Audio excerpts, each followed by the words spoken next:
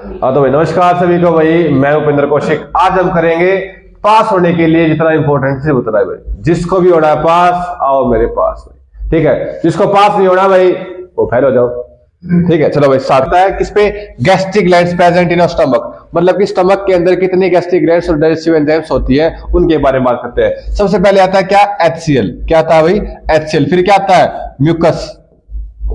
और फिर क्या आता है, पेप्सिन। भाई हर बार इसका एक नया क्वेश्चन आ जाता है, किसी भी के बारे में फंक्शन पूछ लेता है भाई। HCl क्या करता है, जितने भी बैक्टीरिया वगैरह होते हैं हमारे खाने के साथ आ जाते हैं उन्हें मार देता है।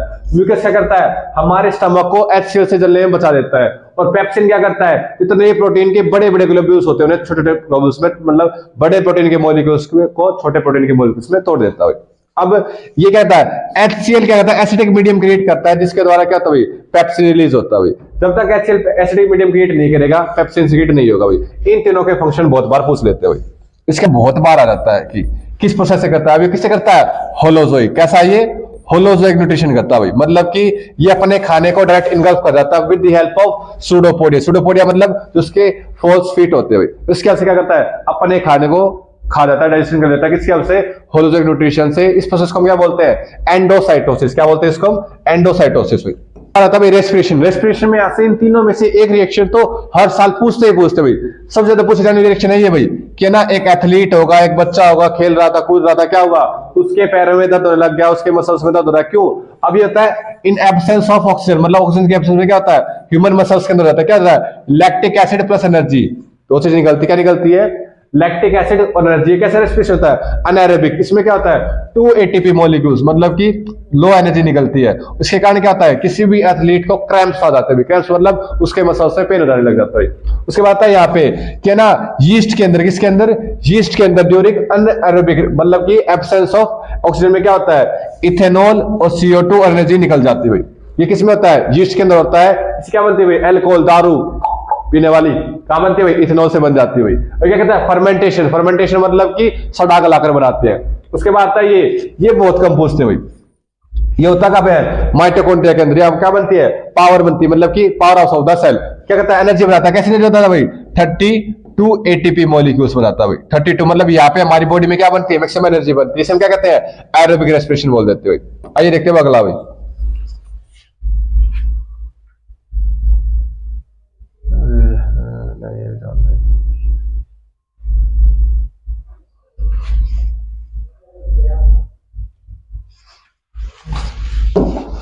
इसके बाद आता है भाई, ये क्या करते हैं भाई, फंक्शंस पूछ लेते हैं कि डाइजेशन में कौन सी चीज का कौन सा पार्ट है, कौन सा क्या फंक्शन होता है। तो उससे बात करें भाई हम कि डाइजेशन स्टार्ट कहां पे होता है। डाइजेशन स्टार्ट कहां पे होता है, माउथ में होता है। कहां पे होता है, माउथ में या फिर बक्कल कैविटी के अंदर होता है। उसके बाद कहता है कि बाइल जो स्टोर का होता है, बनाता कौन है, लीवर। स्टोर कहां पे होता है भाई, ये गॉल ब्लैडर के अंदर। क्या होता है, गॉल ब्लैडर के अंदर स्टोर होता है भाई। कह रहा है gland that secrete digestive enzymes as well as hormones, मतलब डुअल ग्लैंड हम किसका नाम बोलते हैं, उसका नाम क्या है, पैनक्रियास। पैनक्रियास क्या करता है, पैनक्रियाटिक जूस भी निकालता है और क्या करता है, इंसुलिन हार्मोन को भी सीक्रेट करता है। कौन करता है, पैनक्रियास करता है। The part of alimentary canal where water reabsorb, मतलब वाटर का रीअब्सॉर्प्शन, दोबारा पानी रीअब्सॉर्ब कहां होता है, ये होता है लार्ज इंटेस्टाइन के अंदर। इनकी लेंथ कितनी होती है, 1.5 मीटर इसकी लेंथ होती है। कई बार इसकी लेंथ भी पूछ लेते हैं भाई। उसके बाद आता है क्या, part of the gut where finger like production, मतलब कि विली। विली क्या होती है हमारी, स्मॉल इंटेस्टाइन के अंदर होती है। वहां पे क्या होता है, मैक्सिमम रीअब्सॉर्प्शन ऑफ फूड, मतलब मैक्सिमम एब्जॉर्प्शन या फिर कंप्लीट डाइजेशन कहां होता है, ये विली में होती है। और विली कहां पे होती है भाई, विली होती है हमारी स्मॉल इंटेस्टाइन के अंदर। कितनी होती है विली की लेंथ, 7.5 मीटर। अब इनका रेशियो पूछ लेते हैं कि स्मॉल टू लार्ज। तो भाई इसमें देखते हो कितना गया, 5:1, स्मॉल टू लार्ज इस का रेशियो होता है। ये बहुत बार पूछ लेते हैं भाई। इसके बाद देखते हैं अगला क्वेश्चन भाई। जितने भी प्लांट हार्मोन्स होते हैं, ये हर साल प्लांट हार्मोन का कोई ना कोई क्वेश्चन आ जाता है। उसके नाम से आ जाएगी, फंक्शन या फंक्शन से उसका नाम पूछ देंगे। बात करते हैं कौन कौन से देता है, ऑक्सिन, जिबेलिन, साइटोनिन, इथाइलिन और एब्सिसिक एसिड। ये 5 हार्मोन है, जिसमें से ये 3 तो कैसे हैं, ये तो है ग्रोथ हार्मोन। कैसे हार्मोन है, ये तो है ग्रोथ हार्मोन। ये कैसे है, ये है इनहिबिटरी हार्मोन भाई, मतलब ये तो ग्रोथ करवाएंगे। ये तो हार्मोन क्या करेंगे, ग्रोथ को रोकेंगे भाई। और बात करूं ऑक्सीजन की, ऑक्सीजन का होता है शूट टिप में और रूट टिप में, मतलब प्लांट की कैसे होगी, लेटरल ग्रोथ, ऐसे हाइट उसकी इंक्रीज कराएंगे भाई। और जिबरेलिन क्या करता है, उसकी स्टेम को, स्टेम जो मतलब उसकी तना है उसको क्या करेगा, उसकी रेडियस को या फिर उसमें लेटरल ग्रोथ कराएगा भाई। उसके बाद साइटोकिनिन क्या करता है, इट प्रमोट सेल डिवीजन, मतलब क्या करता है, सेल डिवीजन को प्रमोट करवाता है, जिससे क्या होता है, इसकी भी हेल्प हो जाएगी और इसकी भी हेल्प हो जाएगी भाई। उसके बाद होता है क्या, इथाइलिन, इसको बोलते हैं एजिंग हार्मोन, मतलब बूढ़ा करने वाला हार्मोन। ये क्या करता है, कच्चे फलों को पका देता है। It help in ripening of अनराइपन fruits, मतलब कि कच्चे फलों को पकाने में हेल्प कौन करता है, ये इथाइलिन गैस कर देती है भाई। उसके बाद है एब्सिसिक एसिड, इसको बोलते हैं स्ट्रेस हार्मोन। क्या करता है, पेड़ के ऊपर स्ट्रेस डालता है, इससे क्या होता है, उसके पत्ते झड़ जाते हैं, या फिर वो क्या करता है, एक तरीके से डोरमेंसी फील, मतलब कि वो कुछ टाइम के लिए पेड़ क्या होता है, सो जाता है। अब इसमें क्या आता है, या तो आती है एक्टिविटी के लिए, आता है एक्टिविटी, कि आप एक्टिविटी करके दिखाओ जिससे आप क्या कोई ट्रोपिज्म दिखा सको। अब होते हैं मेनली 4 टाइप के ट्रोपिज्म। सबसे पहला कौन सा होता है फोटोट्रोपिज्म। कौन सा होता है, फोटोट्रोपिज्म। उसके बाद सेकंड कौन सा होता है, फिर होता है हाइड्रोट्रोपिज्म।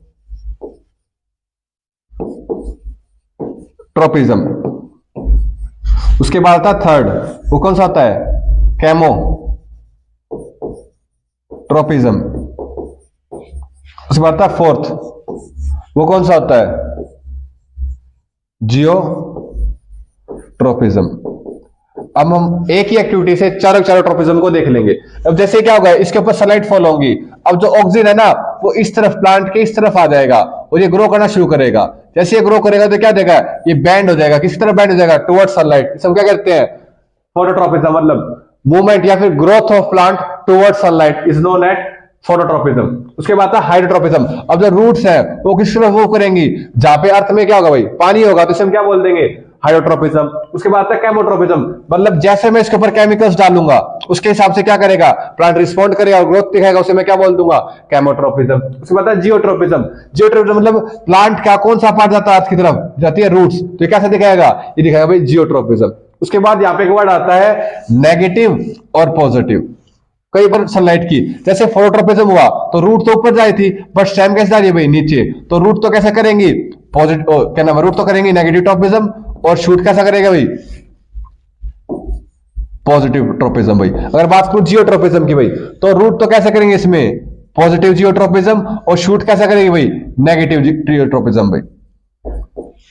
ऐसे क्या होगा, हाइड्रोट्रोपिज्म हो जाएगा कि रूट्स तो पानी तरफ भागेंगी, बट प्लांट क्या करेगा, उससे अपोजिट डायरेक्शन में जाएगा। तो क्या करेगा भाई, रूट तो कहां जाएंगी, हाइड्रो, जियो और फोटो भाई। इसमें क्या होगा भाई, रूट और स्टेम ऐसे जाएंगे भाई। ये एक्टिविटी के हिसाब से बहुत बार पूछ लेता है भाई कि नेगेटिव, पॉजिटिव या हाइड्रोट्रोपिज्म, जियोट्रोपिज्म, केमोट्रोपिज्म आप इलस्ट्रेट करके मैं दिखाओ, तो आप ऐसे एक्टिविटी के हिसाब से आप उसको दिखा सकते हो। ये 2 से 3 मार्क्स में क्वेश्चन बहुत ज्यादा बार रिपीट होता है भाई। अब देखते हैं अगला क्वेश्चन भाई। क्वेश्चन आता है भाई, बहुत ज्यादा आता है, 2017, 18, 19, 20, 21, 22, 23, 24 हर साल आने वाला क्वेश्चन है भाई। इसमें क्या आता है, इसमें आता है कॉन्ट्रासेप्टिव मेथड। कौन से आते हैं भाई, कॉन्ट्रासेप्टिव मेथड, मतलब कि बच्चे पैदा नहीं होने देने भाई, मतलब होते क्या करना है, नाश कर देना भाई, ठीक है। अब इसके भाई 3 मेथड है मेनली, 1, 2 और 3, जो कि मेनली बच्चों से पूछे ही जाते हैं। सबसे पहला मेथड कौन सा आता है भाई, इसमें क्या आता है, बैरियर मेथड भाई, मतलब कि आप क्या कर दो, बीच में बैरियर उड़ा दो भाई, मतलब बैरियर लगा दो, जिसके द्वारा क्या हो कि अब जो स्पर्म्स है फीमेल बॉडी के अंदर ना जा पाए। उसमें क्या आते हैं, उसमें आते हैं कॉन्डम्स भाई, क्या आते हैं उसमें, कॉन्डम्स आ जाते हैं। और एक होता है भाई डायाफ्राम, एक होता है डायाफ्राम भाई, एक ऐप या फिर डायाफ्राम भाई एक वर्ड होता है। इसमें क्या करता है वो, इसके अंदर से क्या कहते हैं, एज अ बैरियर काम आते हैं भाई, क्या आते हैं, एज अ बैरियर भाई। उसके बाद आता है पिल्स भाई, ओरल पिल्स। पिल्स मतलब दवाइयां, जैसे हम दवाई खाएंगे तो क्या हो जाएगा, बॉडी में क्या चेंज होंगे, हार्मोनल चेंजेस। कैसे चेंज आएंगे, हार्मोनल चेंजेस।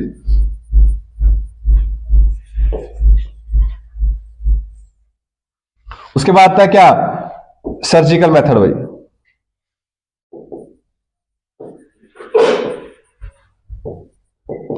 अब इसमें क्या हो, ये है परमानेंट मेथड। ये इकलौता ऐसा मेथड है जो कैसा भाई, परमानेंट है, मतलब इसमें अगर एक बार कर दिया तो कर दिया, ये तो होती है टेम्परेरी। क्या है, परमानेंट मेथड है। इसमें क्या होगा, ट्यूबेक्टोमी और वसक्टोमी भाई। फीमेल में तो क्या होगा, ट्यूबेक्टोमी, और मेल में क्या होगा भाई, वसक्टोमी। उसके बाद आता है एक, कहते हैं डिवाइस होती है भाई, डिवाइस मतलब उसको क्या कहते हैं, फीमेल के यूट्रस में इंसर्ट कर देते हैं, और क्या करती है, वो क्या करती है, एक तरीके से प्रेगनेंसी को होने से नहीं देती, उसका नाम क्या होता है, कॉपर टी। क्या नाम होता है उसका, कॉपर टी। इनको हम क्या बोलते हैं, आईयूसीडी। क्या बोलते हैं इनको हम, आईयूसीडी, इंट्रा यूट्रिनल कॉन्ट्रासेप्टिव डिवाइसेज, या फिर आईयूडी, इंट्रा यूट्रिनल डिवाइसेज। मतलब ऐसी डिवाइस है कॉपर की बनी हुई है। कॉपर की क्यों बनी हुई है, क्योंकि कॉपर मीडियम में क्या होता है, स्पर्म्स नॉन मोटाइल, बेहोश हो जाते हैं और मर जाते हैं अटक के भाई। आइए देखते हैं अगला क्वेश्चन भाई।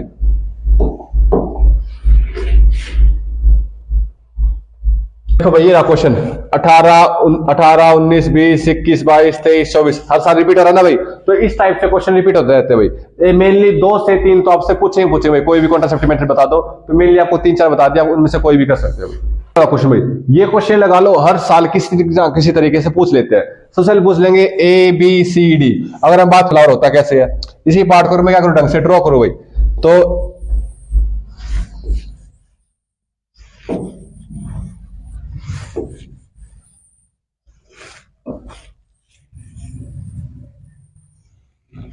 ये बना दे मेल फ्लावर, बना दे फ्लावर। अब बात करते हैं इसमें पार्ट क्या क्या भाई। ये तो क्या है, एंथर। ये क्या है, फिलामेंट। ये क्या है, स्टिग्मा। ये क्या है, स्टाइल। और ये क्या भाई, ओवरी। ये मेनली ये पार्ट पूछ जाते हैं। उसके अलावा ये क्या है, इसके अंदर क्या होता है, ऐसे भाई, इसके अंदर ऐसा होता है।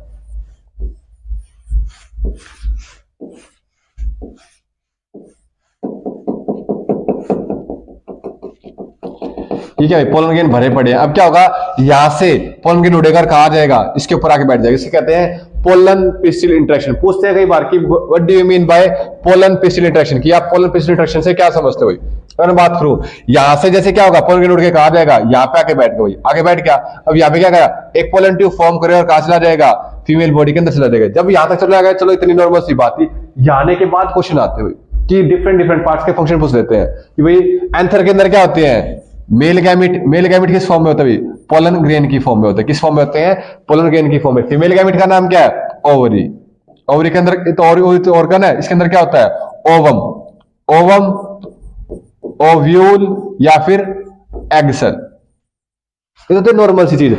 अब यहां से इसके अंदर से क्वेश्चन बनाने लगे भाई। वो क्या कहते हैं कि ओवरी किसमें डेवलप होती है, ओवरी डेवलप हो रही है किसमें, फ्रूट में। किसमें हो रही है, फ्रूट में। और ओवम किसमें हो रहा है, सीड में भाई।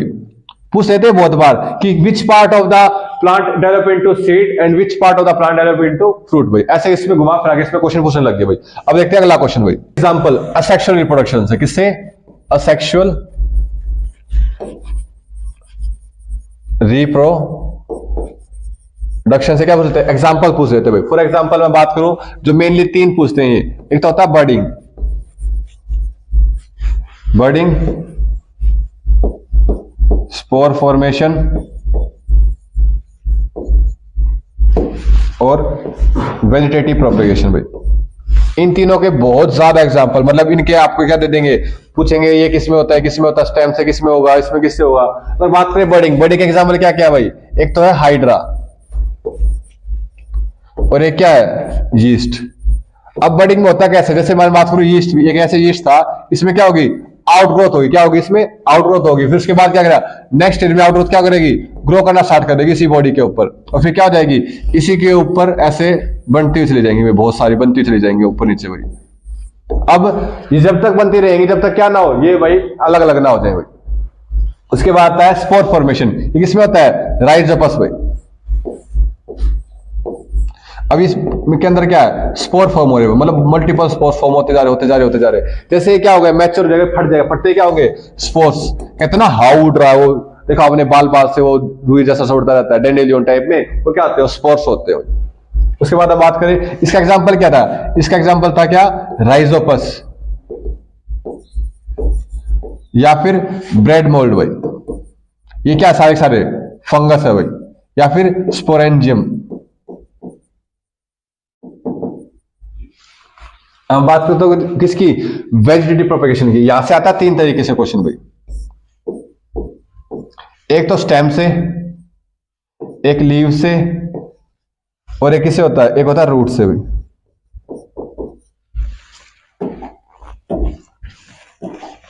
अब स्टेम से कौन करता है भाई, स्टेम से तो मेनली से भी कर लेते, जैसे शुगर केन हो गया,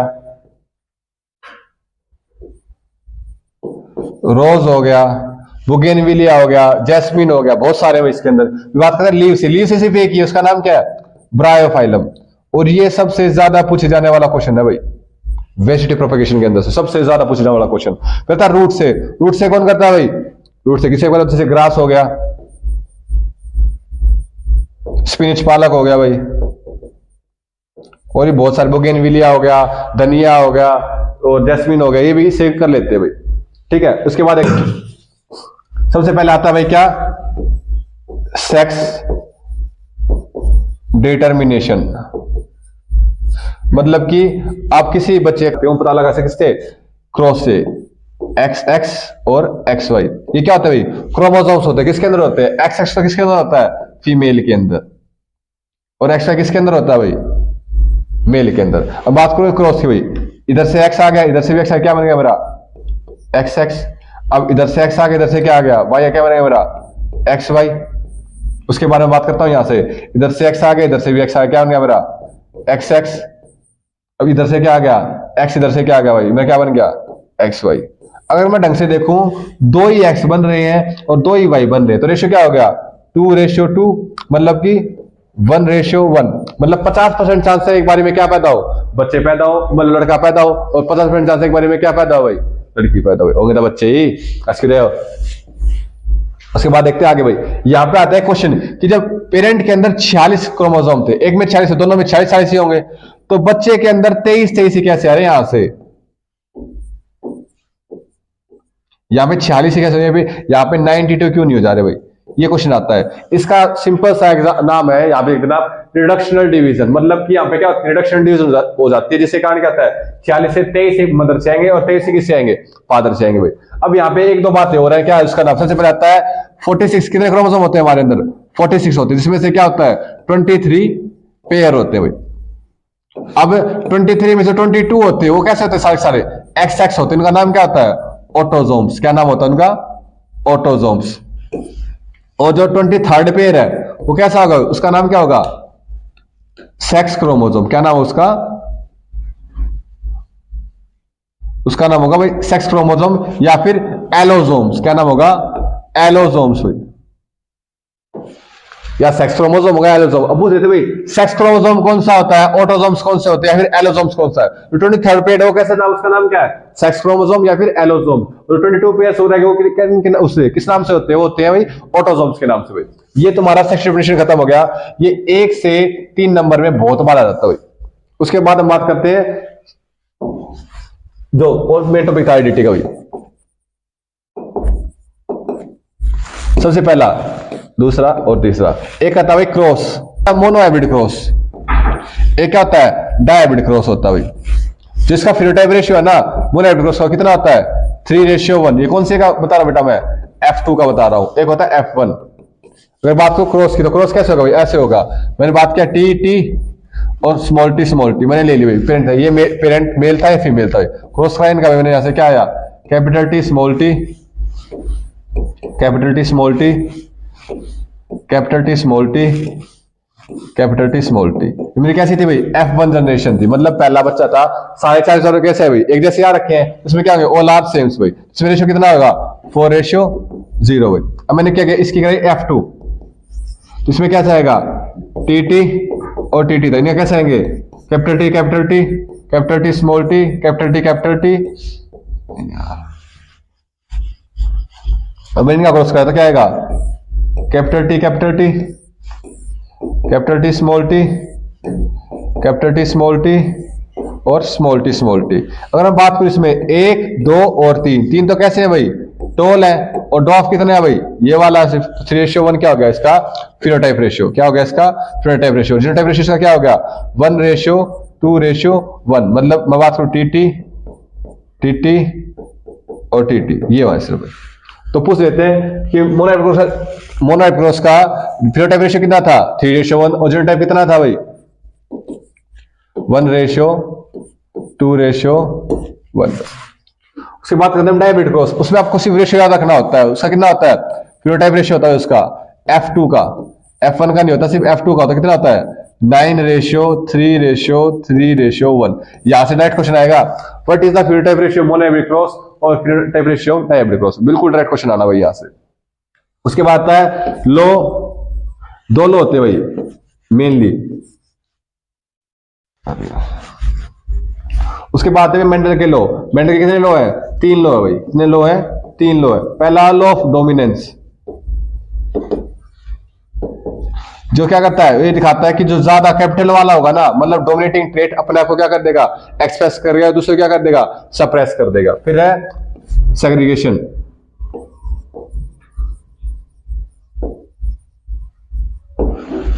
ये क्या करेगा, आप सेग्रीगेट कर सकते हो कि कौन सा ट्रेट तो कैसा है डोमिनेटिंग है और कौन सा ट्रेट कैसा है रिसेसिव है भाई। उसके बाद आता है लो ऑफ, थर्ड आता है लो ऑफ इंडिपेंडेंट असोर्टमेंट। ये कहता है कि same type of gene effect only same kind of trait, मतलब कि हाइट का जीन सिर्फ हाइट को इफेक्ट करेगा, कलर का जीन सिर्फ कलर को इफेक्ट करेगा। ये नहीं होगी आपकी नाखून की शेप आपको हाइट को इफेक्ट कर रही है, आपके दांतों की शेप आपकी पूरी हाइट को इफेक्ट कर रही है, आपके बालों का कलर आपकी हाइट को इफेक्ट कर रहा है, ऐसा कुछ भी नहीं होगा। ये आता है सिर्फ किसके अंदर से, हेरिडिटी के अंदर से। उसके बाद बच गया एनवायरमेंट, इसमें गिने चुने टॉपिक्स है और यहां से क्वेश्चन आने के चांसेस बहुत ज्यादा है। और इसमें मतलब एनवायरमेंट, यहां से जितने भी टॉपिक्स है ना, मतलब बहुत ज्यादा आसान टॉपिक्स है भाई, और इन्हें याद करना ही बहुत ज्यादा आसान। सबसे पहले बात हम करें ट्रॉपिक लेवल के अंदर, मतलब हर एक वो लेवल जहां से भी क्या हो एनर्जी ट्रांसफर हो, हम क्या बोल देंगे, ट्रॉपिक लेवल बोल देंगे। अब फॉर एग्जाम्पल एक फूड चेन ले लेते हैं, जैसे हो गया ग्रास, डियर और लोयन भाई, हो गया। अब मैंने इसमें क्या लिखे, 3 ऑर्गेनिज्म कर लिया मैंने इसके अंदर। अब मैं बात करूं इसमें कितने लेवल होंगे, ये तो हो गया T1, ये क्या हो गया T2 और ये क्या हो गया भाई T3। अब यहां पे सबसे पहली चीज जो आती है वो आती है भाई 10% एनर्जी फ्लो। क्या आती है 10% एनर्जी फ्लो, लिखा भाई कि सिर्फ 10% एनर्जी क्या होगी ट्रांसफर होगी, बाकी 90% क्या चली जाएगी लाइफ प्रोसेस करने में वेस्ट हो जाएगी भाई। सिर्फ 10% एनर्जी क्या होगी ट्रांसफर होगी, बाकी 90% क्या होगी एनर्जी उसमें लाइफ प्रोसेस करने में वेस्ट हो जाएगी। सिर्फ जो 10% एनर्जी है ना वो तो क्या होगी एक लेवल से दूसरे लेवल पे ट्रांसफर होगी, बाकी जो 90% एनर्जी वो क्या होगा लाइफ प्रोसेस करने में वेस्ट हो जाएगी भाई। अब मैं बात करूं अगर एनर्जी हो कैसे रही भाई, अब देखो मैं इसके अंदर कितनी है, यहाँ पे थी 1000 जूल, मान लेता हूं मैं, यहाँ पे थी 1000 जूल। 1000 जूल से का 10% कितना हो जाएगा, हो जाएगा 100 जूल। इसका 10% कितना हो जाएगा, ये हो जाएगा 10 जूल भाई। अब आपसे पूछ लेंगे एकदम से कि किसी भी एक टॉपिक लेवल पे एनर्जी दे देंगे और पूछ लेंगे इसमें बताओ या इसमें बताओ। फॉर एग्जांपल मैं यहां से स्टार्ट कर देता हूं, यहां पे कितनी थी, यहाँ पे 10,000 जूल थी और पूछ लिया इस वाले लेवल तक आते आते एनर्जी कितनी हो जाएगी, तो हम कैसे पता लगाएंगे भाई, यहां वाली देख लेते हैं। 10,000 था, 10,000 का 10% कितना हो गया 1000, 1000 का 10% कितना हो गया 100, 100 10% कितना हो गया 10 जूल। तो यहां तक आते आते एनर्जी कितनी रह जाएगी, सिर्फ 10 जूल रह जाएगी भाई। तो ऐसे यहां से हम पता लगा सकते इजीली भाई। अब अगर बात करूं जो प्रोड्यूसर्स है क्या है, अगर आपने एक क्वेश्चन आता है बहुत बार पूछ लेते हैं कि जो प्रोड्यूसर्स है ना वो बॉटम में क्यों होते हैं और जो कंज्यूमर्स है टर्शियरी कंज्यूमर वो अपर क्यों होते हैं। अगर हम बात करें छोटी चीज की एनर्जी लेवल की, किसी बात करो एनर्जी की कि एनर्जी सबसे किसके अंदर होती है, प्रोड्यूसर्स के अंदर, सबसे कम किसके अंदर होती है, कंज्यूमर के अंदर। इसलिए जो बॉटम है ट्रायंगल का उसका वो क्या होता है थोड़ा सा ब्रॉड होता है, तो एनर्जी जिसकी ज्यादा होगी वही तो आएगा नीचे, तो यहाँ पे कौन आता है नीचे मेनली प्रोड्यूसर, और जिसकी कम होती है वो कहाँ पे आता है, वो आता है ऊपर। इसलिए क्या होता है पिरामिड के अंदर प्रोड्यूसर क्या होते हैं नीचे लाई करते हैं और कंज्यूमर कैसे होते हैं अपर साइड करते हुए। फूड वेब, फूड वेब क्या होता है multiple food chains is known as food web, मतलब मल्टीपल जो फूड चेन्स होती है उनको हम क्या बोल देते हैं फूड वेब बोल देते हैं। या फिर interdependency of various food chain, interdependency of various food chain is known as food web. उसके बाद आता है इंपॉर्टेंट टॉपिक, इसका नाम क्या है बायोमैग्निफिकेशन। ये बहुत ज्यादा इंपॉर्टेंट टॉपिक है भाई, इसको हर साल कहीं ना कहीं तरीके से पूछ लेते हुए क्या करते हैं इसको पूछ लेते हैं। अब क्या होता है the concentration of toxic pollutants या फिर chemical substances increase as increase in tropic level, मतलब हर ट्रॉपिक लेवल पे क्या हो जो जहर है भाई वो बढ़ता चला जाए भाई। हम एक बार देख लेते हैं क्या ना कहता था ढंग से, इसको एक बार हम देख लेते हैं भाई। मैं फिर से ले लेता हूं यहाँ पे ग्रास,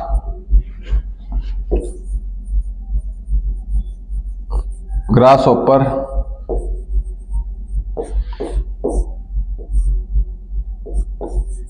फ्रॉग, स्नेक और ईगल। अगर मैं बात करूं इसमें कितने ट्रॉपिकल आइलैंड हो गए, इसमें हो गए 5। ये क्या क्या था, T1, T2, T3, T4 और T5।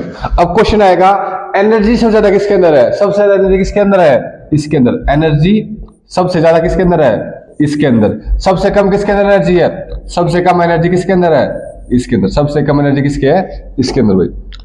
अब बात करता हूं किसकी, अब बता बायोमैग्निफिकेशन।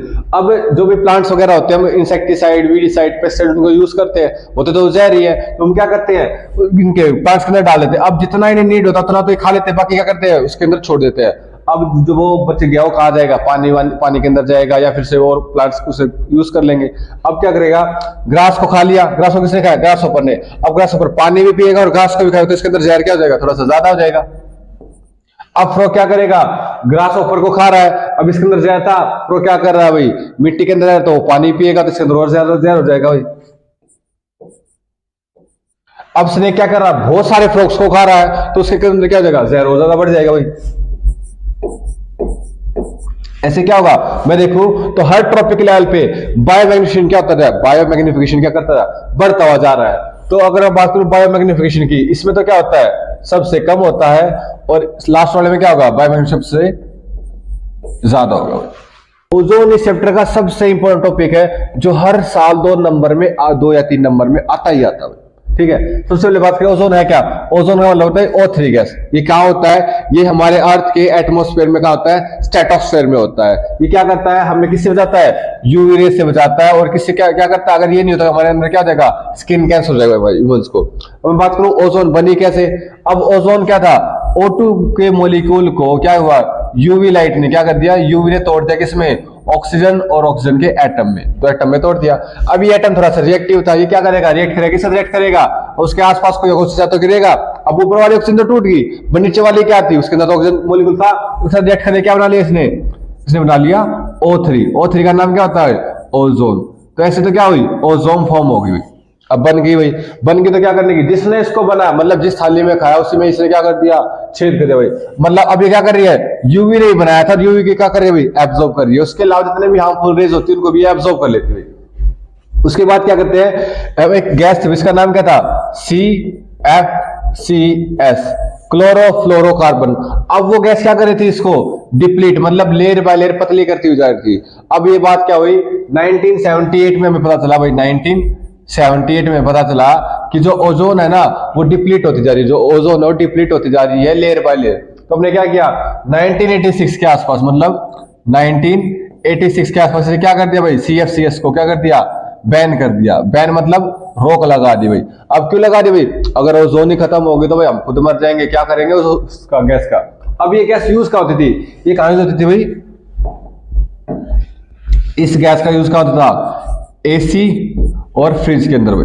AC और फ्रिज के अंदर इस गैस का यूज होता है। ये बहुत ठंडी गैस थी, मतलब कि जो CFCS थी ये बहुत ज्यादा ठंडक कर देती थी, बट फिर हमें इसे बैन करना पड़ा। अब बैन इसको किसने किया भाई, UNEP ने इसको बैन कर दिया। कब बैन कर दिया, 1986 में। क्यों बैन कर दिया, ताकि ये ओजोन को डिप्लीट ना कर पाए। अब एक प्रोटोकॉल का नाम था जिसके तहत से बैन कर, उसका नाम क्या था, क्योटो। क्या नाम था उसका, क्योटो प्रोटोकॉल भाई। कौन सा प्रोटोकॉल नाम था, क्योटो प्रोटोकॉल नाम था भाई। उसके बाद आगे देखते हैं भाई।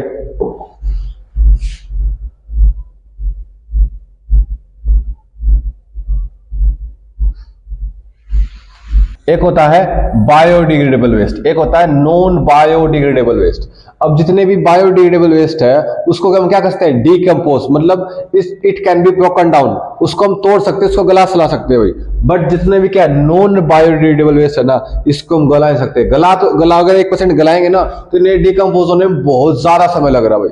फॉर एग्जाम्पल मैं बात करूं बायोडिग्रेडेबल वेस्ट की, तो उसका क्या है भाई, जितना हमारा खाना उसका वेस्ट हो गया, ट्रीज हो गई, यूरिन हो गया, फिशर मतलब टट्टी पोटी हो गया, सीवेज एग्रीकल्चर रेजिड्यू होगा, मतलब कि जो सीवर साफ कराते हैं, पेपर वेपर, मतलब जितना भी क्या है बायोडिग्रेडेबल वेस्ट है उसे डिकम्पोज करना बहुत ज्यादा आसान हो, हमारा हाउस होल्ड वेस्ट एक तरीके से हुई। बट ये है उसका उल्टा, हाउस होल्ड में हम इसको भी यूज करते हैं, बट ये है नॉन बायोडिग्रेडेबल। ये क्या करते हैं, पोल्यूशन फैलाते हुए। फॉर एग्जांपल क्या होगा, केमिकल पेस्टिसाइड जो क्या कर रहे थे, बायोमैग्निफिकेशन, डीडीटी, इसको भी ये भी क्या करती है, बायोमैग्निफिकेशन। क्या करती है, मर्क्यूरी बहुत पॉइजनस होती है, लेड ये पॉइजन है। इवन लेड आपने सुना होगा, लेड पेंसिल, वो लेड पेंसिल नहीं है, वो किसकी पेंसिल है, वो ग्रेफाइट पेंसिल। पहले हम लेड को यूज करते थे, बट फिर हमें पता चला लेड कैसा है, नॉन बायोडिग्रेडेबल वेस्ट, तुमने क्या कर दिया, लेड को भी बैन कर दिया भाई।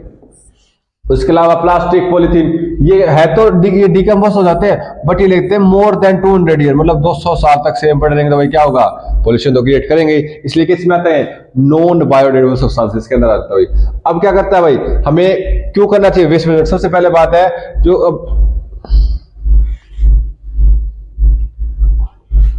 उसके बाद है हमें क्या करना चाहिए, गार्बेज को मेंटेन करना चाहिए। सबसे पहले क्या कर रहा है कि फिर बायोडिग्रेडेबल और नॉन बायोडिग्रेडेबल वेस्ट है उसको क्या करे, सेपरेट करे। उसके अलावा क्या करे, उसको ढंग से डिस्पोज करे। कि फॉर एग्जांपल मैं बात करूं, एक होता है मेडिकल वेस्ट। कैसा होता है, मेडिकल वेस्ट भाई, कैसा है, मेडिकल। अब मेडिकल वेस्ट को हम करते हैं लैंड फिलिंग। क्या करते हैं, लैंड फिलिंग भाई,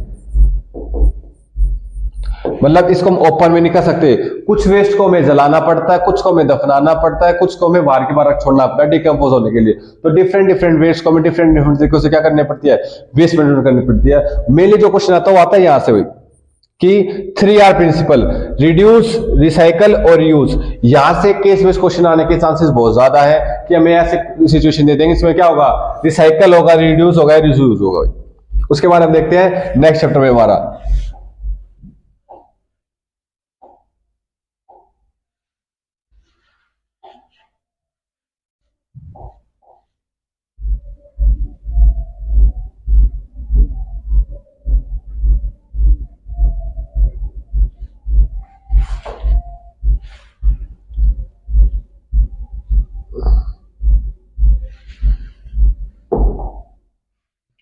उसके बाद है भाई क्वेश्चन, ये क्वेश्चन नंबर 6 सबसे ज्यादा पूछा जाने वाला क्वेश्चन है। अगर मैं क्या होगा, अगर मैं एक ट्रॉपिकल एलिमेंट मतलब किसी भी एक ऑर्गेनिज्म को मार दूं। फॉर एग्जांपल इसने क्या कर दिया, सभी डियर को मार दिया। किसको मार दिया भाई, डियर को मार दिया। किसको मार दिया, डियर को। अरे फूड चेन कैसे थी, ग्रास, डियर और लोयन। क्या था, ग्रास, डियर, लोयन। अब मैं इसको ही क्या कर दूं, बिल्कुल गायब कर दूं। अब शेर का खाएगा भाई। अब चलो 1% शेयर तो कुछ और जानवर भी खा ले, पर जो ग्रास हो क्या करेगी भाई, बहुत ज्यादा ग्रो कर जाएगी भाई। अब इतनी एकदम से ज्यादा ग्रास ग्रो करेगी तो शेर को शिकार करने में तो दिक्कत आएगी ना। अब शिकार तो छिक जाएगा इसके अंदर। अब क्या करें फिर, तो दिक्कत आ रही है। अगर हम क्या करें, एक ट्रॉपिकल एलिमेंट एक उसको ऑर्गेनिज्म को मार देते हैं तो इससे पूरी की पूरी फूड चेन डिस्टर्ब हो सकती है। और जो इसके ऊपर टोटली डिपेंडेंट होते हैं उनको क्या हो सकते हैं, they can let to be extinct, वो लुप्त भी, खत्म भी हो सकते हैं। ठीक है,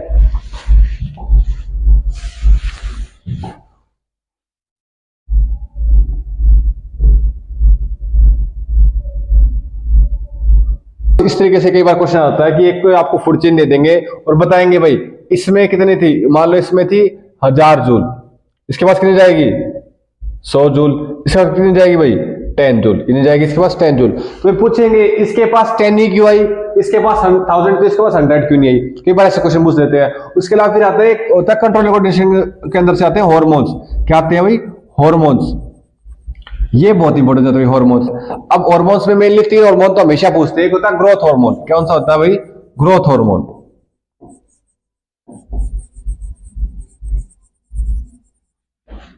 एक होता है इंसुलिन,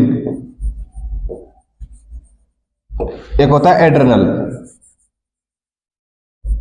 ये 3 ऐसे हार्मोन है जो सबसे ज्यादा बार क्वेश्चन इनके क्या होते हैं भाई, रिपीट होते हैं। क्यों होते हैं अभी दिखा देते हैं भाई, क्यों होते हैं इनके भी क्वेश्चन। देखो भाई, ग्रोथ हार्मोन को कौन सा ग्लैंड निकालता है भाई, ये निकालता है पिट्यूटरी ग्लैंड। कौन सा निकालता है, पिट्यूटरी ग्लैंड। अब अगर ये ग्रोथ हार्मोन ज्यादा निकल गया, एक तो ज्यादा और एक क्या हो, कम। अगर ज्यादा निकल गया तो क्या होगा, गिग्नाटिज्म। क्या होगा भाई, गिग्नाटिज्म। मतलब कि जो हाइट है ना वो बढ़नी रुकेगी नहीं भाई, नहीं रुकेगी तो कैसे जाओगे भाई, बढ़ते रहोगे और फिर रिलैक्स कर जाएंगे। जैसे कहा ना ग्रेट खली की खली टांग ऐसे हो रखी है बिल्कुल, ऐसे फांडा चलता हो है ना, इसी वजह से चलता है। उसके बाद आता है क्या, अगर ये कम निकले तो क्या होगा भाई, ड्वार्फिज्म। ड्वार्फिज्म मतलब बोने होते हैं ना, बोने भाई, जिनकी हाइट क्या होती है छोटी सी टिकू टिकू से घूमते रहते हैं भाई वो। उसके बाद है इंसुलिन। इंसुलिन को कौन निकालता है, इंसुलिन निकालता है पैनक्रियास। कौन निकालता है, पैनक्रियास। अब पैनक्रियास को इसलिए हम क्या बोलते हैं, डुअल ग्लैंड। क्या बोलते हैं? Dual gland. क्यों बोलते हैं इसको डुअल ग्लैंड? क्योंकि एक हार्मोन भी निकालता है और क्या निकालता है? पेनकेटिक जूस भी निकालता है। अब इस क्या करता है, अगर इंसुलिन क्या हुआ, क्या कहते हैं, क्या करते हैं,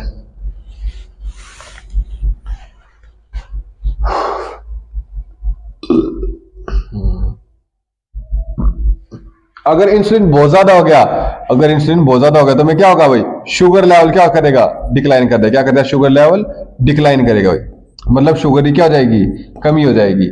अब ये इंसुलिन को कौन लेते हैं? जिनको क्या होता है भाई? डायबिटीज। क्या होता है? जिनको डायबिटीज होता है भाई, जिसको भी डायबिटीज मतलब इसका भी शुगर लेवल इंक्रीज करता है, उसको कौन सी इसके इंजेक्शन लगते हैं भाई?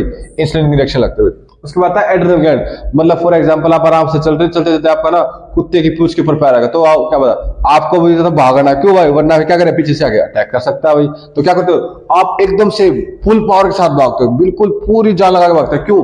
अगर रुक गए तो क्या करेगा? कोई कुत्ता काट लेगा। अब ये इमरजेंसी सिचुएशन के लिए ना इसको कौन सा ग्लैंड निकालता है? एड्रेनल ग्लैंड निकालता है। कौन सा ग्लैंड निकालता है इसको? Adrenal gland. कौन सा? इसको निकालता है एड्रेनल ग्लैंड भाई। अभी क्या करता है? इमरजेंसी सिचुएशन में, किसमें? इमरजेंसी में भाई, लड़ाई होगी भाई तब काम आ गया भाई, कोई मुसीबत में है तब काम आ गया, आप एकदम से गिर के कोई चीज आपकी तरफ आ रही है एकदम से काम आ गया, तो इसे क्या कहते हैं भाई? इमरजेंसी हार्मोन बोलते हैं। ये 3 हार्मोन है जिसको सबसे ज्यादा भाई पूछा जाता है। इसके बाद हम कुछ फिजिक्स के और केमिस्ट्री क्वेश्चन और देख लेते हैं भाई। केमिस्ट्री के कुछ टॉपिक्स भाई, टॉपिक्स और क्वेश्चन मतलब यहाँ से बहुत स्वाद आते हैं। सबसे पहले हम बात करें तो सबसे आसान है बैलेंसिंग। क्या है? बैलेंसिंग हुई कि अगर आप बैलेंसिंग सीख लो तो आपके 1 से 2 मार्क्स यहां से आपके क्या देंगे भाई? आ सकते हैं। उसके बाद क्या आता है?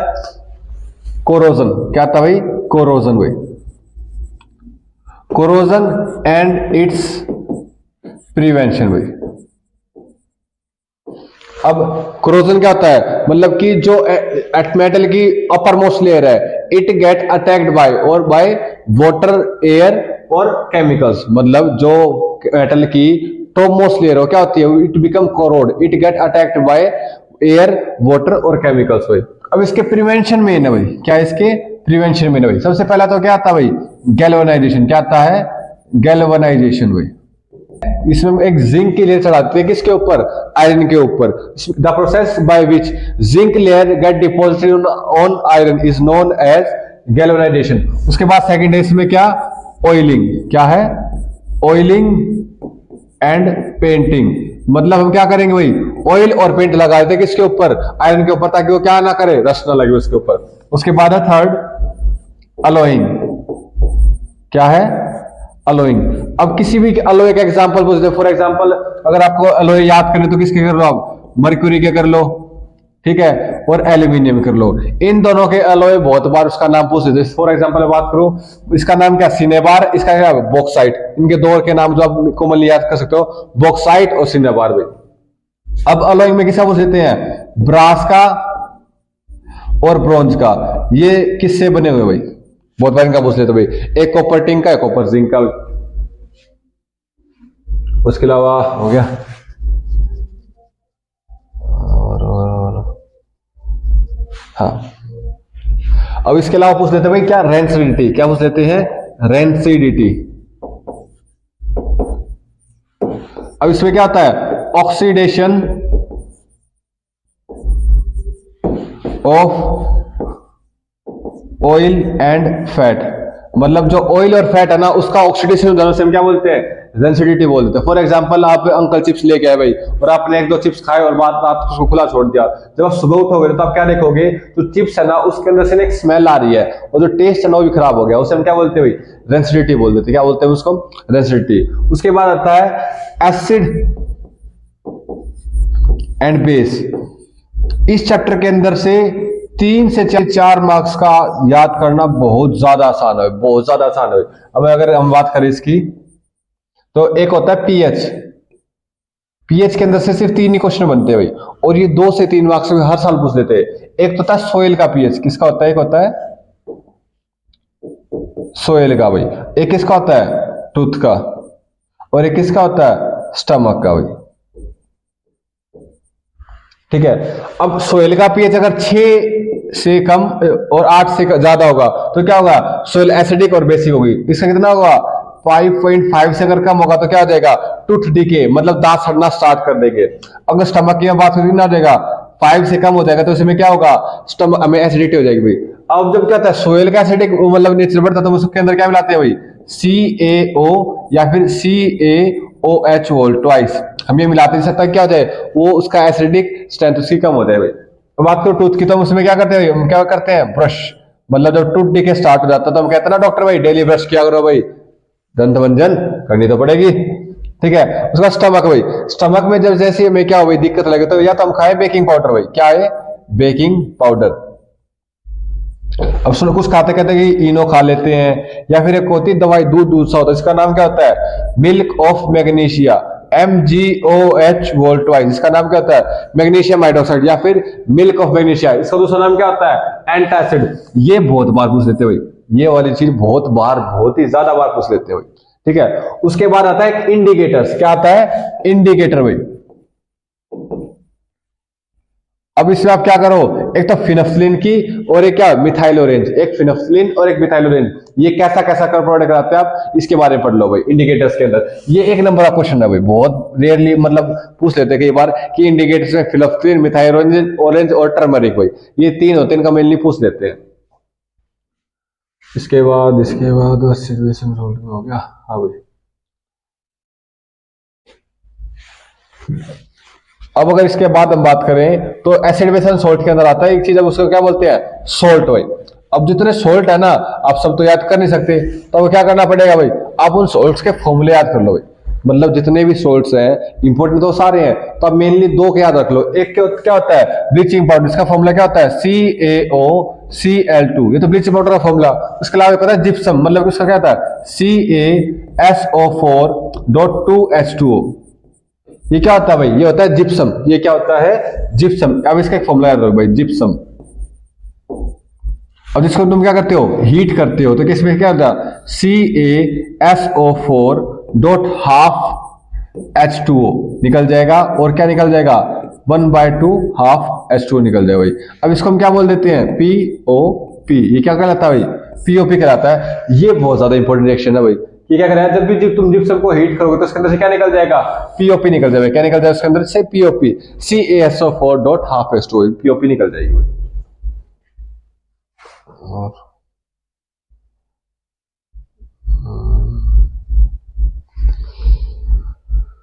हो गया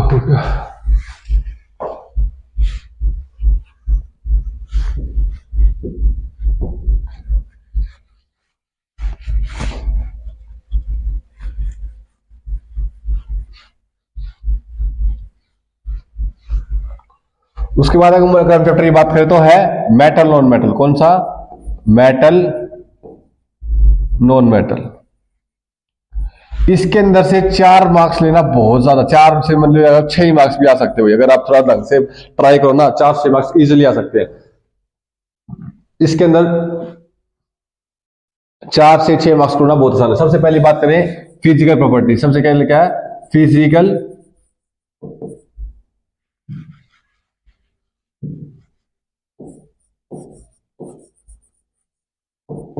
physical properties of metal non metal. यहां से सबसे ज्यादा आने वाला क्वेश्चन है और हर साल आता ही आता है। यहाँ पे बस आपको कुछ एक्सेप्शन याद करने हैं। For example metal generally solid होते हैं, जितने भी मेटल है सॉलिड होते हैं, but the metal which can be cut by a knife, मतलब इनको क्या कर सकते हैं नाइफ के से काट सकते हो। कौन कौन से भाई सोडियम पोटेशियम और लिथियम। सोडियम पोटेशियम लिथियम का चाकू से काट सकते हो। उसके अलावा इनका बाइलिंग पॉइंट क्या होता है हाई होता है नॉर्मली, बट कुछ का लो होता है, उनका ऐसा नाम क्या है गैलियम और सीजियम, इनका लो होता है भाई। अब जितने भी मेटल है वो सारे सारे कैसे होते हैं भाई सॉलिड होते हैं, बट एक मेटल जो कैसा होता है भाई लिक्विड होता है। कैसा होता है लिक्विड, उसका नाम क्या है मर्क्यूरी भाई। और ये क्या होता है पुअर कंडक्टर ऑफ हीट। जो मर्क्यूरी है वो क्या होता है पुअर कंडक्टर ऑफ हीट होता है। अब अगर मैं बात करें तो क्या थे, ये तो थे मेटल्स भाई सारे सारे, ये तो थे मेटल्स। अब नॉन मेटल की बात करें भाई सबसे हार्डेस्ट कौन सा भाई, ये तो नाइफ से कर सकता है, सबसे हार्ड कौन सा है डायमंड। कौन सा है डायमंड भाई।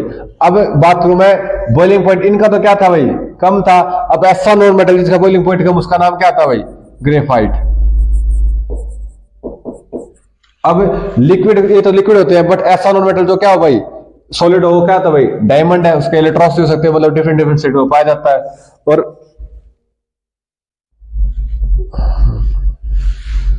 ये भाई उसके अलावा एक रिएक्शन होती है कि भाई अगर मान लो इसके अलावा ये तो हो गया। अब इसके बाद अगर हम देखें तो एक रिएक्शन है भाई, ठीक है, नॉर्मल सी रिएक्शन है और मेनली आप उसको याद कर सकते हो एक झटके में कि क्या करोगे जब भी आप किसी को क्या करोगे, मेटल को किससे मिलाओगे भाई, एसिड के अंदर। किसके अंदर मिलाओगे, मेटल को एसिड के अंदर मिलाओगे तो इसमें से क्या निकलेगा, मेटल। मेटल को जब एसिड के अंदर मिलाओगे तो इसके अंदर क्या निकलेगा, metal salt plus H2 gas.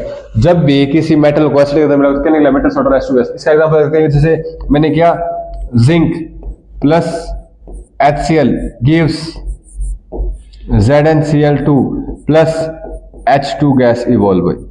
अब इस रिएक्शन में मेनली पूछ लेते हैं जब भी हम किसी मेटल को एसिड के साथ डिप करते हैं तो कौन सी गैस निकलती है, H2 गैस निकलती है। इसको ऐसे पूछ लेते हैं भाई। उसके बाद आता है यहाँ पे आयनिक बॉन्ड भाई। अब और तो आप कर नहीं सकते भाई, मतलब जो इंपॉर्टेंट जो आते ही आते हैं सिर्फ वही करा रहा हूं भाई। आयनिक कंपाउंड्स वो कैसे होते हैं, by complete transfer of electron, the bond which form by complete transfer of electron भाई। अब ये क्या होते हैं, इनका बॉइलिंग पॉइंट क्या होता है बेटा, बॉइलिंग पॉइंट इनका होता है हाई। ये कैसे होते हैं, क्रिस्टलीन, मतलब ये सॉलिड होते हैं भाई, बहुत तगड़ा इनका मतलब एक तरीके से होते हैं। इनका बॉइलिंग पॉइंट भी हाई, क्रिस्टल सॉलिड होते हैं। अब रीजन क्या भाई, क्या रीजन है कि इनका बॉइलिंग पॉइंट इतना हाई, एक ही छोटी सी बात लिखना भाई, due to strong intermolecular forces या फिर IMF। इनका जो आयनिक कंपाउंड्स है ना, इनका स्ट्रॉन्ग इंटरमोलिकुलर फोर्स होता है जिसके कारण इनका मेल्टिंग पॉइंट भी हाई होता है, ये क्रिस्टलीन भी होते हैं। और ये कैसे होते हैं भाई, ज्यादा स्टेबल भी होते हैं और इनके बॉन्ड को तोड़ने के लिए ज्यादा एनर्जी सप्लाई भी करनी पड़ती है भाई। उसके बाद फिर वही आ जाता है इसके अंदर कि क्या नाम है, मेटल एक्सट्रैक्शन भाई। अगर आप 1% कर सकते हो ना मेटल एक्सट्रैक्शन भाई, क्या कर सकते हो, मेटल एक्सट्रैक्शन अगर आप पढ़ना चाहो तो दो एक्सट्रैक्शन पढ़ लेना। एक होता है रोस्टिंग, एक क्या होता है कैल्सिनेशन भाई। एक क्या होता है रोस्टिंग और एक होता है कैल्सिनेशन भाई। अगर मैं बात करूं रोस्टिंग की, रोस्टिंग में क्या होता है, तो हीट टेम्परेचर भी अनलिमिटेड होता है और एयर भी अनलिमिटेड होती है, मतलब unlimited heat in the unlimited supply of air. और कैल्सिनेशन में क्या होता है, अनलिमिटेड हीट होती है बट एयर क्या होती है भाई, या तो होगी लिमिटेड या होगी नहीं भाई। इस प्रोसेस के नाम लिखना। इसमें क्या होते हैं, सल्फाइड्स और होते हैं, इसमें कैसे होते हैं, कार्बोनेट्स और होते हैं भाई। और कार्बोनेट्स कंपाउंड के अंदर से उसकी जैसे वही कार्बन की वैलेंसी कितना, कार्बन फॉर एग्जांपल अगर मैं बात करूं कार्बन भाई, तो कार्बन की वैलेंसी कितनी है, कार्बन की वैलेंसी कितनी है भाई 4। ये कैसा है, और वो कंपाउंड बनाता है भाई, ये बनाता है कोवलेंट कंपाउंड। ये है टेट्रावेलेंट, टेट्रा मतलब जिसकी वैलेंसी कितनी हो 4 हो भाई। और ये क्या करता है, कैटिनेशन, जो क्या करता है भाई 4 बॉन्ड बनाता हो भाई। उसके अलावा यहां से आता है एक वो होता है आइसोमेरिज्म भाई, मतलब जिनका स्ट्रक्चर कैसे हो, स्ट्रक्चर सेम हो बट क्या हो फॉर्मूला, अरे नहीं भाई। फिर आता है आइसोमेरिज्म, क्या आता है आइसोमेरिज्म, इसमें क्या होता है डिफरेंट स्ट्रक्चर सेम मोलिकुलर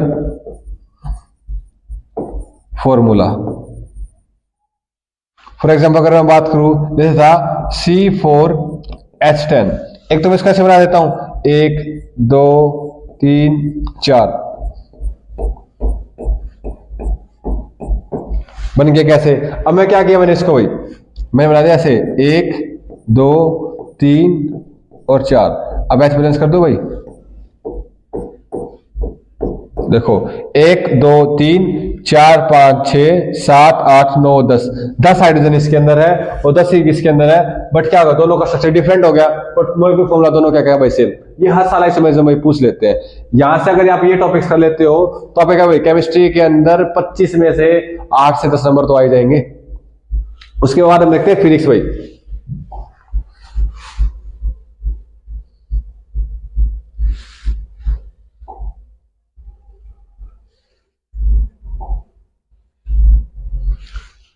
उसके बाद हम क्या देखते हैं भाई, फिजिक्स। इसके बाद हम क्या देखेंगे, फिजिक्स देखते हैं।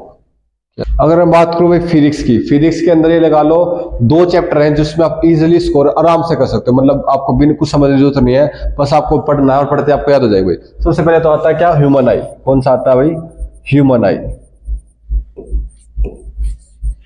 इसके अंदर सिर्फ आपको 3 टॉपिक करने हैं, उसी में आपके 4 नंबर कंफर्म हो जाते हैं। सबसे पहले तो क्या आता है भाई, आई एंड इट्स पार्ट्स फंक्शन भाई। जो आई है ना उसके पार्ट्स के फंक्शन भाई, यहां से 1-2 नंबर का पक्का हर साल पूछ लेते हैं भाई, प्यूपिल आइरिस या फिर सिलिंड्री मसल का फंक्शन वगैरह पूछ लेते हैं। उसके बाद क्या आता है भाई, second eye disease and correction भाई। बात करो भाई तो कितनी डिजीज होती है हमारी, मेनली 4 होती है, पर देख लेते हैं एक बार। सबसे पहला कौन सा भाई, मायोपिया। कौन सी है, मायोपिया। छोटा नाम इसे हम क्या कहते हैं भाई, नियर साइटेडनेस। मतलब इसमें पास का दिखेगा और दूर का दिखाई नहीं देगा भाई। अब इसमें क्या होता है, ऐसे हो जाता है भाई।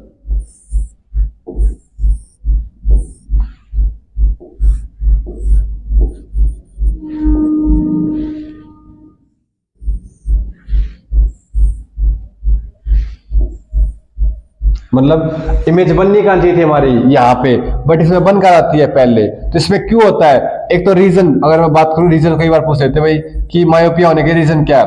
Eye ball become enlarged, eye ball क्या हो जाएगी भाई, इनलार्ज, बड़ी हो जाएगी भाई। उसके अलावा फोकल लेंथ डिक्रीजेस हुई, फोकल लेंथ क्या हो जाएगी भाई, डिक्रीज हो जाएगी। अब इसको मैं ठीक किससे करूंगा, करेक्शन किससे होगी भाई, करेक्शन किससे होगी, ये होगा इससे, ऐसे वाले लेंथ से भाई। डाइवर्सिफाई करना पड़ेगा मेरे को भाई अलग से। इस लेंस का क्या नाम होता है, इसका नाम होता है कनकेव लेंस। अब मायोपिया किससे ठीक होगी भाई, मायोपिया किससे ठीक होगी, कनकेव लेंस के अंदर। अब उसका सेकंड डिजीज देख लेते हैं भाई। अब सेकंड होती है भाई हाइपर मेट्रोपिया। कौन सी होती है, सेकंड होती है हाइपर मेट्रोपिया। हाइपर मेट्रोपिया के अंदर क्या होता है भाई, बड़ा नाम में से हम क्या बोलेंगे भाई, फार साइटेडनेस। मतलब इसमें दूर का दिखाई देगा और पास का दिखाई नहीं देगा। और इसमें होता क्या है, इसके अंदर होता है भाई ऐसे भाई,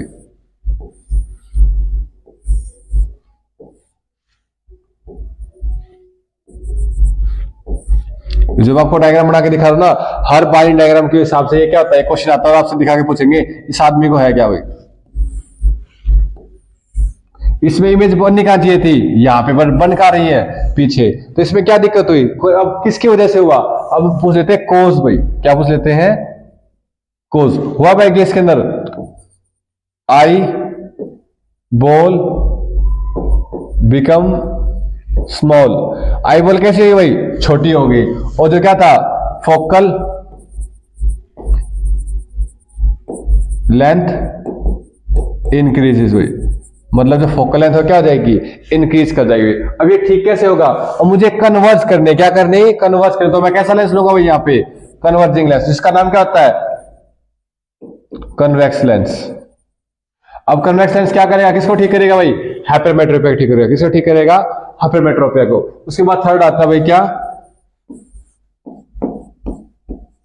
प्रेस बायोपिया। कौन सी डिजीज आती है भाई, प्रेस बायोपिया। इसमें क्या होता है, ड्यू टू वीकनेस इन सिलिंडरी मसल, जो सिलिंडरी मसल्स होती है एज के अकॉर्डिंग वो क्या करती है भाई, वीक हो जाती है। जिसके कारण क्या होता है भाई, जो आदमी है ना, ना तो दूर का देख पाता है ना ही पास का क्लियर नहीं देख पाता भाई, उसे हम क्या कहते हैं, प्रेस बायोपिया भाई।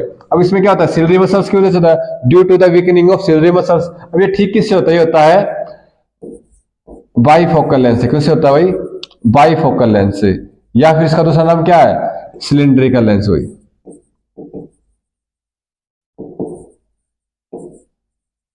क्या नाम इसका, सिलिंड्रिकल लेंस भाई।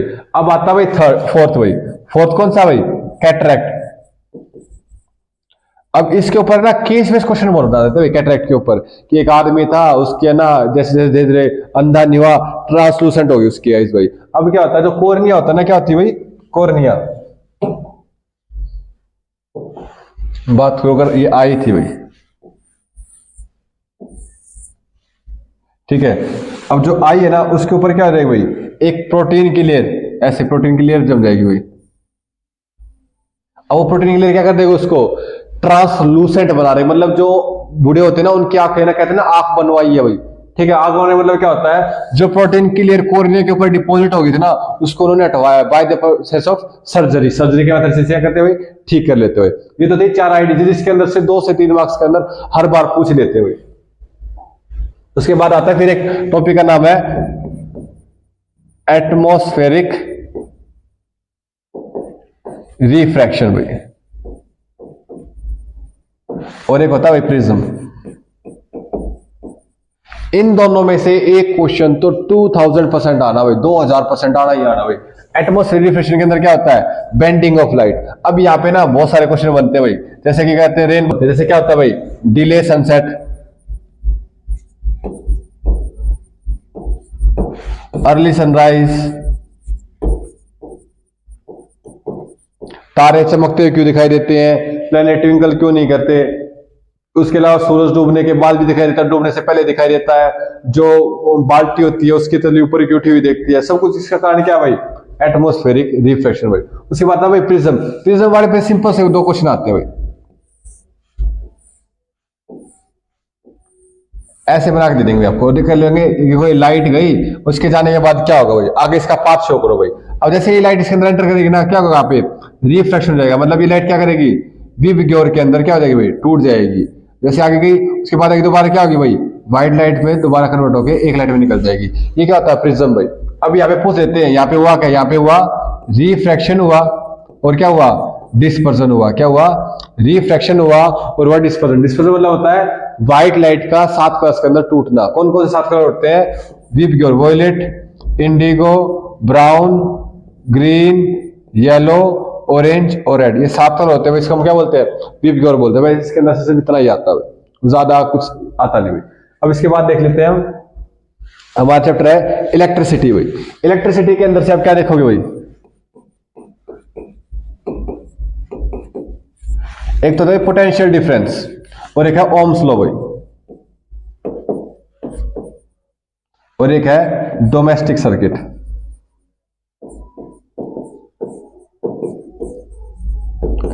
इन तीनों के अंदर से यहां से 2 से 3 मार्क्स के अंदर आ जाता है। पोटेंशियल डिफरेंस का फॉर्मूला क्या होता है, V equal to work done upon charge भाई। ओम्स लॉ का होता है V equal to I R, और एक होता है R equal to rho L by A. ये 2 फॉर्मूले भाई। जहां पे रेजिस्टेंस को अगर सीरीज के अंदर हो तो is equal to R1 plus R2 plus R3 हो जाएगा भाई। अगर रेजिस्टेंस पैरेलल के अंदर हो 1 अपॉन RP, R1, R2 और R3, ये हो जाएगा भाई। अब अगर बात करूं, ये फॉर्मूले आप इसकी डेफिनेशन कर लो और फॉर्मूले याद कर लो और ये कर लो भाई, इनफ है। मतलब आपको 3 नंबर क्वेश्चन में 1 नंबर मिल जाएगा भाई, ठीक है।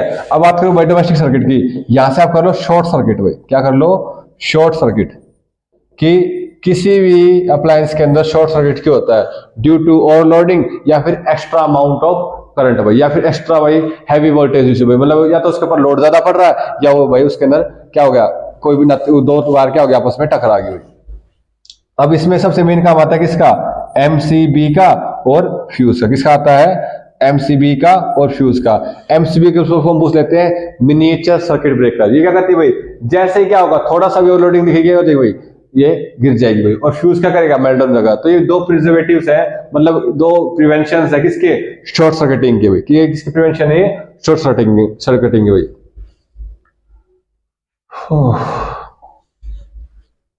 अगर उसके बाद हम बात करें भाई किसकी, magnetic effect of electric current की, बात करें magnetic effect of electric current भाई। अगर मैं इसकी बात करूं तो यही चैप्टर 4 नंबर का, इसमें से आप 2 नंबर का इजिली कर सकते हो। सिर्फ किसके बारे में पता लगा के, एक होता है मैग्नेटिक फील्ड लाइन भाई, क्या होता है मैग्नेटिक फील्ड लाइंस भाई। इसमें 2 चीजें होती है, अगर मैं बात करूं ढंग से भाई मैग्नेट के बारे में, एक होता है क्या नॉर्थ पोल, एक होता है साउथ पोल। कि नॉर्थ पोल से निकलेगी कहां पे जाएगी, साउथ पोल। नॉर्थ पोल से निकलेगी हमेशा कहां जाएगी, साउथ पोल के अंदर। ये तो होता है बाहर से, बट अंदर क्या होता है, अंदर होता है भाई साउथ टू नॉर्थ। जो अंदर है वो कैसा होगा, अंदर हमेशा कैसा होगा, साउथ टू नॉर्थ चलेगा भाई। अंदर हमेशा क्या होगा भाई, इस तरीके से मैग्नेट चलेगा भाई। पूछ लेते हैं। उसके अलावा कहते हैं कि 2 मैग्नेटिक फील्ड लाइन आपस में कभी टकराती क्यों नहीं। अगर 2 मैग्नेटिक फील्ड लाइन आपस में टकरा जाएंगी तो 2 टेंजेंट निकलेंगे, मतलब कि 2 डायरेक्शन। तो ऐसा कभी पॉसिबल ही नहीं है कि आदमी चल इस तरफ रहा हो और जा पीछे रहा हो भाई। एक चीज के एक ऑब्जेक्ट हमेशा सिर्फ एक ही डायरेक्शन में मूव कर सकता है, 2 डायरेक्शन में मूव नहीं कर सकता। एक ही क्वेश्चन यहां से बनता है।